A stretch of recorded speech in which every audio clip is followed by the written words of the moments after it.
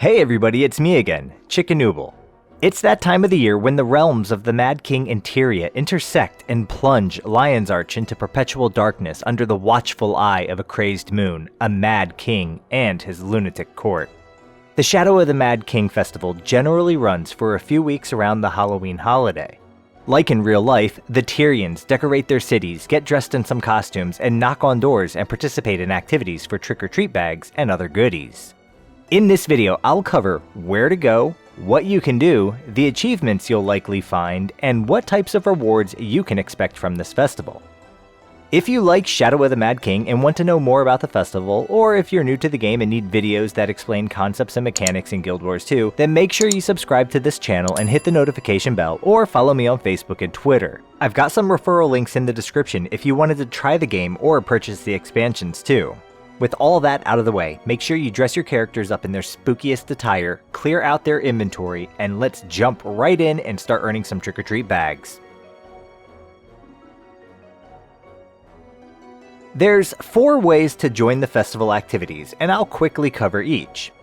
1. You can simply visit Lion's Arch and hang out in the area of the Traders Forum Waypoint, the Mystic Forge, Bank, and the Grand Piazza. This area of the map is where most of the decorations, events, vendors, and activity doors can be found. Unfortunately, for free-to-play accounts, you can't get to Lion's Arch until your character is level 35. So, if you're on a free-to-play account and not level 35, you can visit the Lunatic Boatmaster near each city portal in each starting zone. Village of Smokestead for Char, Snowlord's Gate for Norn, Village of Shaymore for humans, Sorendra for the Asura, and Village of Astoria for Silvari.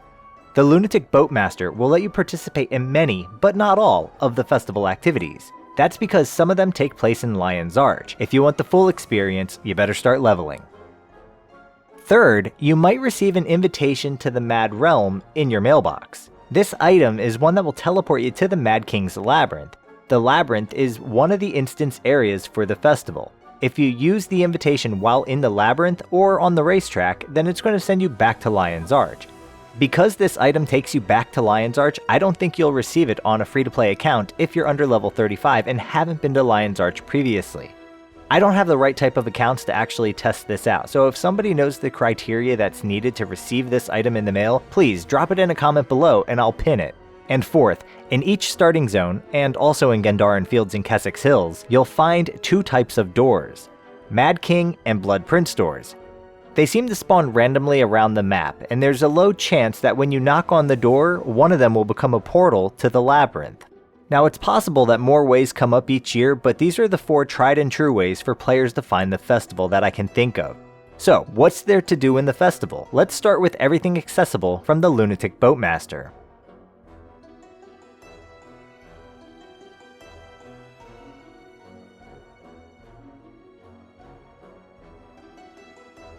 My personal favorite during the Halloween event is the Lunatic Inquisition. In this mode, players square off against each other in a game of cat and mouse. 1 or 2 players will spawn at the start of the game as a courtier in the middle of the map, and all other players spawn as villagers around the outskirts. The courtier has the task of hunting down and killing all villagers, where upon their death, the villager then returns to the game as another courtier, who then needs to go out and hunt more villagers. Courtiers have a number of magical abilities that can be used to slow, trap, and damage villagers.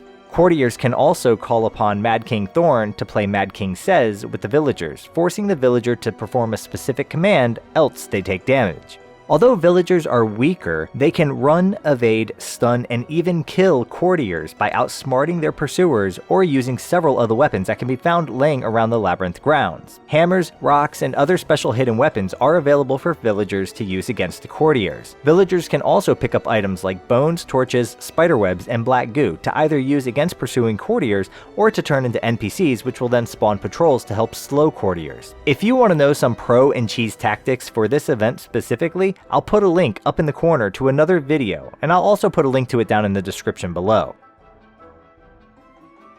The Labyrinth, which is the same map used in the Lunatic Inquisition, is filled with creatures for you to slay and pumpkins for you to carve. The map has about a dozen haunted doors that spawn around the map. Opening a door will have one of 4 events. 1, a bunch of enemies will pour out of the door, which players call faux doors. 2. A veteran will appear. 3. A legendary skeletal lich might appear.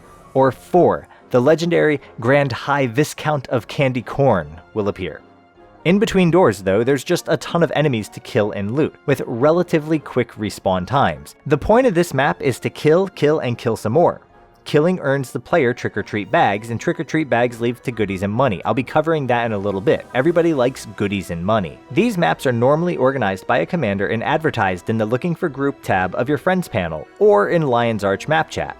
Typically, a good commander will lead players on an efficient farming route around the map, hitting haunted doors along the way. Keep in mind that you're going to earn more rewards if you stick close to your commander. The reason you want to stay in a tight group for this event is because of event upscaling.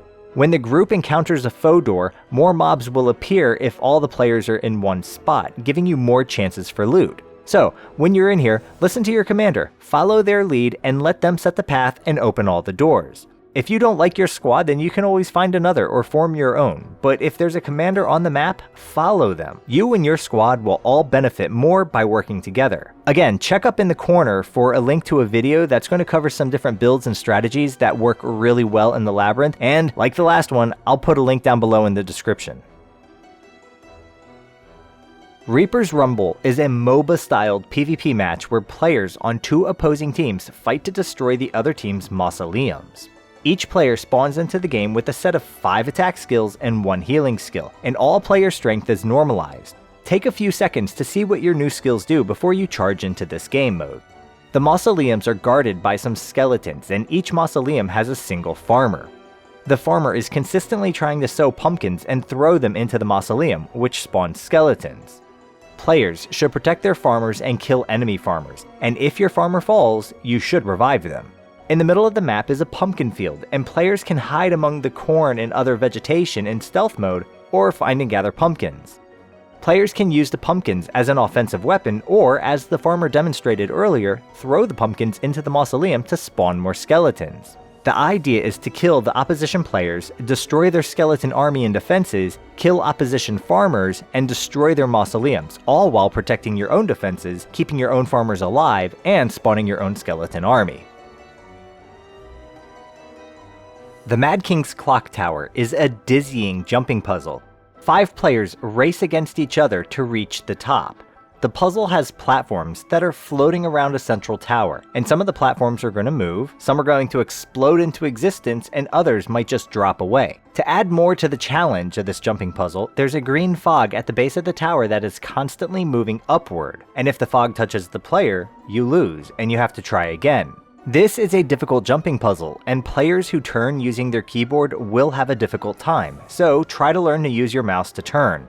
The event can be repeated several times, and the more you complete it per round, the more the prizes will increase in quantity, ultimately ending with you receiving a magnificent chest. The Halloween Festival also has several different races for the players to partake in. The first is in the Labyrinth, and the starting point is on the northern side of the center courtyard. This race takes place around the Labyrinth's narrow corridors and tight turns. The biggest hazards are going to be the creatures knocking you off of your mount. If you want to do this race, try racing in a map that has an active farm so you have fewer creatures to contend with. The Mad King Raceway, which is the same map used for Reaper's Rumble, has several different mount races for the players to enjoy, designed for the Springer, Jackal, and Roller Beetle. These races are in a much smaller zone and require some precision to avoid tombstones, trees, mausoleums, and make tight turns. All races have 3-lap multiplayer race modes, as well as time trials where you can clear a single lap in a certain amount of time to reach the gold tier reward and place on a leaderboard. If you don't have the mounts, don't worry. There's an NPC near each one of the race starting points who can rent you a mount for a small fee. The Ascent to Madness is a 5-player instanced dungeon that is only available during this event. The dungeon doesn't have any story mode or explorative modes, and it's closer to a fractal or a strike mission than a traditional dungeon, with there being a single objective of killing Mad King Thorn. The fight will start after a brief game of Mad King Says, and it's fairly straightforward. You'll want to take care of the mobs that spawn while fighting Mad King Thorn, and then continue hitting the boss. Every 25% of his life lost, he'll teleport to a level beneath the platform that you were just fighting on. Just look around and find small platforms to safely descend to the lower platforms. Don't just YOLO yourself off the cliff and hope you're going to survive. You can safely descend if you take your time. This encounter is easiest if you have some stun breaks to cancel his fear and some skills to break the Mad King's Defiance bar. If you don't know what that stuff is, then I have a video on my channel that explains it in detail. Links will be up in the corner and down in the description if you need it. When you successfully kill Mad King Thorn, you'll get a wiggly chest that has some diminishing returns, and in the lowest level of the dungeon, you'll find another chest that has more goodies in it. There is a series of Halloween-themed scavenger hunts. Located in Lion's Arch, near the Grand Piazza Vista, is Magister Tassi, an Asura with the Priory charged with research into the Mad King. Speaking to her and accepting her quest will unlock the Mad King Memories collection and give the player a candy-powered matter meter. The matter meter is used to scan locations in Lion's Arch, the Labyrinth, and other maps around Coriteria to uncover items for the scavenger hunt. There are multiple tiers to this hunt, and completing one collection will unlock subsequent collections. In the achievement panel, each item in the collection has a clue, or you could just cheese your way to the end and follow some guides online. Mad King Says is an event in Lion's Arch at the Grand Piazza, and it appears every 2 hours. This is essentially a 15-round game of Simon Says. The Mad King will say, "Your Mad King says," and players have to execute the command that is screamed by the Mad King. "Say no." Execution of the command is done by typing the emote command in the chat window. Here's a list of all the emotes. I'll keep them on the screen as this section keeps going.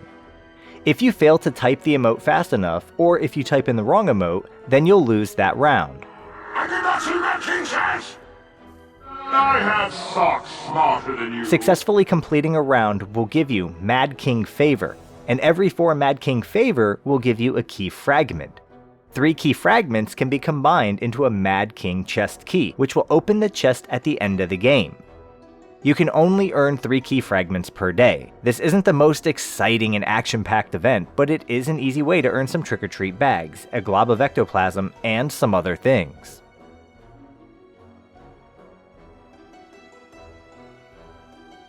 Every year there are Halloween achievements for players to chase after. If you open your hero panel by pressing H and go to the second to last tab labeled Achievements, you'll find the Festivals category, and expanding it will reveal the Halloween-themed festival subcategories. Each subcategory has a number of achievements to pursue. Some award achievement points, some award different types of trick-or-treat bags, and others may give you items or titles. The Halloween Rituals subcategory is where you'll find many of the annual achievements, which can only be completed once each year, and repeatable achievements that you can do as many times as you want, but just know that eventually you'll hit an achievement point reward cap.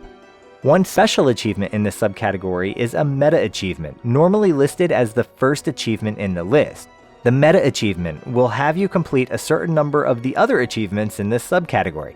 I know it sounds kind of confusing, but if you click on the meta achievement, you'll see a checklist of what else you would need to do. If you click on this eyeball in the corner, then it's going to take this meta achievement and it will add it over onto the right side of your screen in your watch list. Meta achievement rewards have been miniatures, headskins, capes, and other unique account-bound things. Keep an eye out for those for whichever year it is that you're watching this video in. Unlike the annual and repeatable achievements, there's another category called Shadow of the Mad King, which is loaded with achievements that can only be completed once on your account. These achievements include things like opening 30 doors in the Labyrinth, carving 150 pumpkins around Tyria, opening 1,000 trick-or-treat bags, killing 150 of certain types of enemies, reaching certain times in the mount races, completing the Mad Memories scavenger hunt that I mentioned earlier, and also several achievements related to a story chain that is associated to the rivalry between the Mad King and one of the Path of Fire antagonists. That story chain can be started once you finish the Living World's 3rd episode in Season 4, titled Long Live the Lich. If you're new to the game and don't know what the Living World is, again, I'll have a link up in the corner and something down in the description that will explain all that stuff to you. Now it's possible that the achievements can change from year to year, with the rewards, the names, and subcategories changing. Every year when the festival starts though, just go into the Achievements tab, click on Festivals, and see what types of Halloween achievements are out there. That way you know what you can be working toward as you're playing through this festival.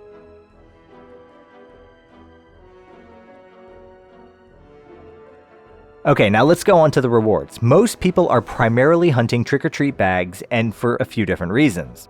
The first reason is the trick-or-treat bags have items contained within them. If we right-click on any trick-or-treat bag and select Preview, we can see a list of all the items that you can get from that bag. Categorically speaking, some of the items that you find in the bag can include various consumable food, toy, and utility items, luck to increase your account magic find, Halloween-themed weapons, Halloween-related crafting materials like plastic teeth, chattering skulls, and nougat centers, Tier 6 and Tier 7 crafting materials, recipes for crafting food or weapon or armor upgrades, Halloween-themed miniatures, and infusions that can sell for a good amount of money, possibly up into the thousands depending on the market at the time. The second reason people want the bags is for the pieces of candy corn. The pieces of candy corn are used in dozens of Halloween crafting recipes, but 1,000 pieces of candy corn can be consolidated into a candy corn cob, which can then be traded to a candy corn vendor in Lion's Arch. Using candy corn cobs, you can buy a candy corn harvesting node for your home instance, and for a little bit more, you can upgrade it. You can also buy Halloween-themed outfits, skins, and miniatures. There's also a 20-slot bag called the Halloween Pail, which might be an economical choice if the cost of 3 candy corn cobs is less than the cheapest 20-slot bag in the trading post. Like the achievements, the contents of the bag and what the candy corn vendor is selling can change from year to year by adding or removing items. And the final reason people want trick-or-treat bags is to simply sell them on the trading post. Because the bags have a chance to drop valuable items, the bags themselves have value. Effective bag farmers with high enough magic find will find well over 500 bags per hour, and depending on the market, could earn a significant amount of gold. This isn't the most profitable farm in the game, I'm sure, but it's one of the easiest. If you're a really patient player, you can hold onto the bags and sell them long after Halloween in hopes of getting more money. The bag farm floods the market with millions of bags, so the value will start dropping. But as the year goes on and the supply starts to decrease, the value of the bags will increase, meaning you might get more if you wait. Some years are better than others though. October 2019 saw a price drop from 11 silver to under 4.8 silver per bag. And then by the time the 2020 festival started, the bags were valued at 6.3 silver. That's about a 30% gain just by waiting. Is it worth it? That's your call. Selling early could give you more money to invest in other things during the year. Halloween is a chance for you to be a speculator and an investor, so good luck with it. There are more vendors and merchants around Lion's Arch to trade with, but the best place to find most, if not all of them, is in the Grand Piazza. There is a weekly vendor that sells items to you once a week. It's a good place to unload those gibbering skulls, Tyria's best nougat centers, and high-quality plastic fangs for globs of ectoplasm. You can also use cobs to buy transmutation charges, dungeon currency, crafting materials, and more once per week. There's also a recipe vendor that sells recipes for crafting the Lunatic Templar, Acolyte, and Noble armor set. These armor sets, when crafted, are stat selectable, and they seem to have nearly every prefix available. Lastly, there's a couple weapon vendors that will trade Black Lion ticket scraps for special Halloween-themed skins, or allow you to upgrade previously acquired haunted weapons for the Demon Hunted set. Again, what the merchants sell and where they're found can change each year. Stop by the Grand Piazza anyways and just browse to see what's available. Anyways, I hope this video gives you a pretty good rundown of what you can find with this festival, and I hope you enjoy unlocking some achievements, earning your trick-or-treat bags, getting some goodies, and making some money. If you like this video, be sure to push that thumbs up button and leave a comment. If you liked my presentation and want more, consider subscribing to the channel. I make festival content and other beginner and casual guides that explain the mechanics of the game. You can also find me on Twitter or Facebook. And don't forget about those referral links if you wanted to support the channel. It's going to cost you nothing extra if you purchase the expansions for yourself, your friends, or your family using that link. Anyways, thanks for watching, and I'll see you guys and gals in the Labyrinth. Until next time.